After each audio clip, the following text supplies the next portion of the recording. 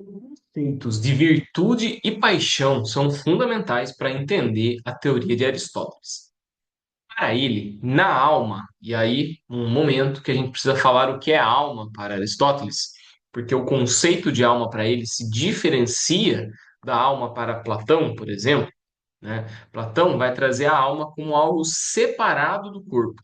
A alma viria para a Terra em um dado momento e habitaria então esse corpo. Aristóteles tem uma visão diferente a respeito da alma. A alma seria algo estruturante, seria a forma, enquanto o corpo seria a matéria.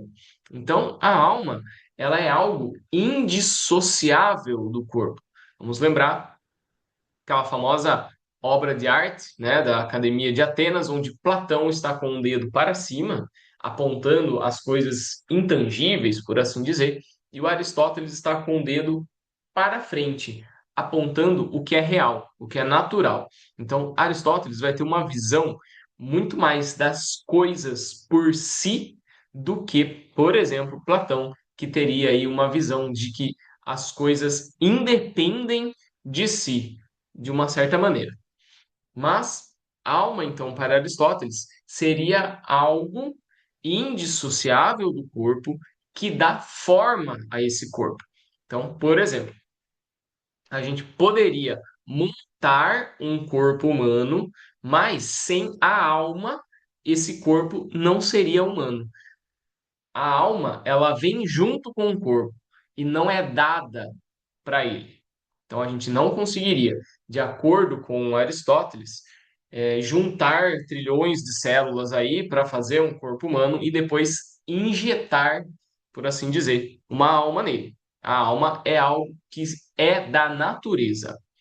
E aí, então, sendo algo inato, algo que dá forma, algo que organiza esse corpo, Aristóteles vai dizer que existem algumas coisas nessa alma, né? Algumas características. Então, uma delas é a paixão. Paixões, então, são sentimentos acompanhados de prazer ou dor. Por exemplo, medo, alegria, inveja e por aí vai. Então, as paixões para Aristóteles, elas não são só um sentimento bom, elas são um sentimento, que pode ser algo de prazer, bom, legal, gostoso, né? Como quando você está apaixonado por alguém e o mundo fica colorido, ou sei lá, você está apaixonado por um jogo, uma música, e aí aquilo fica então te alimentando a todo momento, mas também pode ser um sentimento de dor, um sentimento ruim, negativo, aquela coisa que ao invés de te alimentar, te consome, te faz mal, te paralisa, te empurra para o negativo, por assim dizer.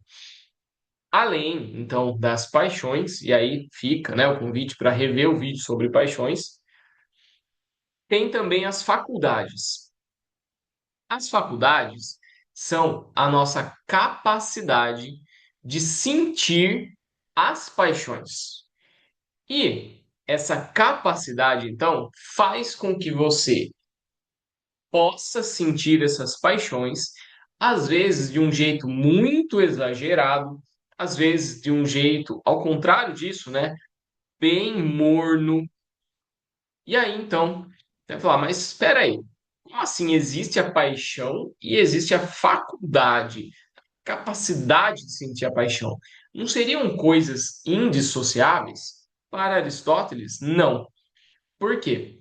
Pode ser que você passe uma vida inteira sem sentir paixão. E isso não quer dizer que você não tenha a faculdade, a capacidade de senti-la. Quer dizer apenas que o momento ou a oportunidade não surgiu para você. As paixões, no entanto, são coisas inatas, assim, são coisas naturais, são coisas que todo mundo tem, né? Então, todo mundo tem ali um medo, uma alegria, uma inveja. Só que você pode, por exemplo, ter o medo de altura e a sua capacidade de sentir esse medo te proíbe, por exemplo, de subir numa escadinha na sua casa para trocar a lâmpada. Então você está com a sua capacidade, com a sua faculdade de sentir essa paixão, né, muito alta. Você pode, no entanto, estar com essa capacidade extremamente baixa. Ter isso é algo como assim, ah, eu tenho medo de altura? Até tenho, mas vou lá pular de paraquedas, né? Quer dizer, você tem essa paixão, esse medo, mas a sua faculdade de perceber isso daí está extremamente baixa. Aí, então, a gente tem, em função dessas duas coisas, o terceiro ponto e o mais importante para Aristóteles, que seria as disposições de caráter, que são as atitudes frentes às paixões. E é aqui que se encontram as virtudes para Aristóteles. Por quê?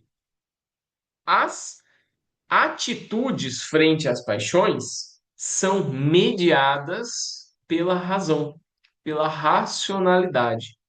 Então, enquanto as paixões nos movem, gera todo esse sentimento que faz a gente correr ou congelar diante de determinadas coisas aí do mundo, né? A gente tem os vícios e as virtudes como dependentes de nossas escolhas. Então, você vai ter uma atitude boa se você escolher ter uma atitude boa. E você vai ter uma atitude ruim, um vício, se você escolher ter uma atitude ruim. E aí, então, essa disposição de caráter tem um papel fundamental, porque é por meio delas que a gente vai entender se alguém enfrentaria um medo para fazer o bem, para proteger alguém, ou se essa pessoa sucumbiria ao medo, prejudicaria um inocente para, por exemplo, fazer um bem próprio, para se proteger e etc. Então, o ponto-chave aqui é a gente pensar que nós temos que buscar um equilíbrio nas nossas atitudes frente às paixões. E isso então vai depender das paixões que você tem, obviamente, e também da sua faculdade, da sua capacidade de sentir essas paixões.